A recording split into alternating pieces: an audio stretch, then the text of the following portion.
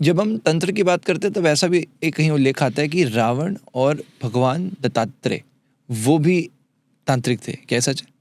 नहीं, रावण तो बहुत परम शक्तिशाली तांत्रिक थे और रावण संहिता भी उन्होंने लिखी। वो तो उनके कृत्य ऐसे हो गए बाद में कि शनिदेव ने ही उनको मोक्ष प्रदान करवा दिया भगवान श्री राम के हाथों।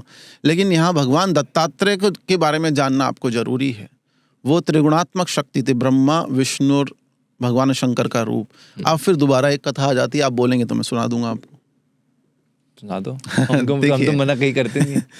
रावण जब सबसे पहले रावण का कैलाश पे प्रवेश हुआ तब वो इतना शक्तिशाली नहीं था, वो कैलाश पे प्रवेश ही नहीं कर पाया। तो नंदी और नारद जी उसके ऊपर हंसने लगे। तब उन्होंने बोला, रावण को समझाया, भाई ये यहाँ पर भगवान शंकर की अमोघ शिव विद्या है। आज भी कैलाश पर्वत पे कौन प्रवेश कर पाता है? कोई प्रवेश नहीं कर पाता है। आज भी कैलाश पर्वत पे कोई प्रवेश नहीं कर पाता है, आप देखिए। ठीक है, तो यहाँ भगवान शंकर की अमोघ शिव विद्या है। जब तक उनका आशीर्वाद ना मिले तब तक आप इसमें प्रवेश नहीं कर सकते। अहम वश कि ऐसा कौन है, उन्होंने 10,000 वर्ष भगवान शंकर की तपस्या करी। तो 10,000 वर्ष तपस्या करने के बाद वो 10 मुख उन्हें प्राप्त हुए। भगवान शंकर ने आशीर्वाद जो दिया। रावण के 10 मुख 10,000 वर्ष की तपस्या का फल है।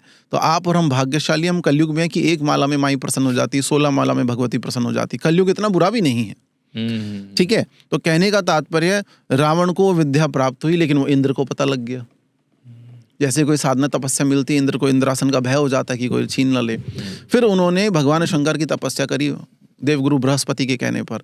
तो भगवान शंकर ने उन्हें झुनझुना पकड़ा दिया कि हड्डियों का इलाज, बुखार का इलाज, बीमारी का इलाज। वो फिर उन्होंने लिखा, अग्निदेव के साथ मिलकर लिखा, उसको बोलते हैं इंद्रजाल। फिर रावण को ये बात पता लगी। अच्छा। उन्होंने काट निकाली और वो भयंकर काट निकाली और वो ग्रंथ बना उड्डीयान तंत्र। बहुत बड़ा ग्रंथ है उड्डीयान तंत्र। लेकिन उसी समय के आसपास भगवान दत्तात्रेय का भी समय था। तो उस समय क्या था कि मंत्र शापित या कीलित नहीं थे। अगर आप जा रहे हैं, आपने मंत्र जपा, किसी डॉग ने सुन लिया, श्वान ने सुन लिया, तो वो भी सिद्ध हो जाता था।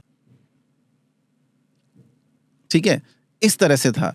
तो भगवान दत्तात्रेय ने गिरनार पर्वत पे साधना करी और 24 गुरु उन्होंने बनाए, जिसमें मनुष्य नहीं थे, उसमें जीव जंतुओं के भी गुरु बनाया उन्होंने। लेकिन जब ये बात सामने आई कि मंत्रों से ही पूरी सृष्टि चल रही है, कर्म ही खत्म हो गया है, कर्म का सिद्धांत ही खत्म हो गया है, तब भगवान शंकर ने आग्रह करने पर भगवान शंकर ने सारे मंत्रों को शापित कर दिया, कीलित कर दिया। इसलिए बोलते हैं कि माँ भगवती बगलामुखी साधना में या कामाख्या साधना में, महाविद्याओं साधनाओं में गुरु की आवश्यकता होती है।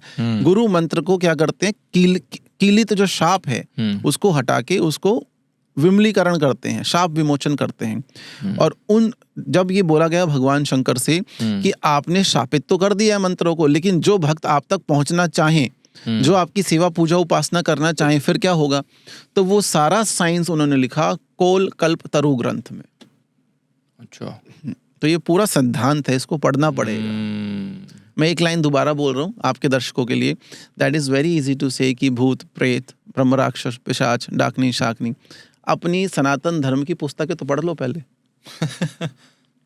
पुस्तकें पढ़ लो, सब पूरा पढ़ लो, कुलार्णव तंत्र पढ़ लो, कामाख्या माई को जान जाओगे, माँ भगवती बगला राजराजेश्वरी को जान जाओगे, उज्जैन मृत्युंजय महाकाल को जान जाओगे। कहीं जाने की आवश्यकता नहीं पड़ेगी, सब आपके पास ही आ जाएंगे।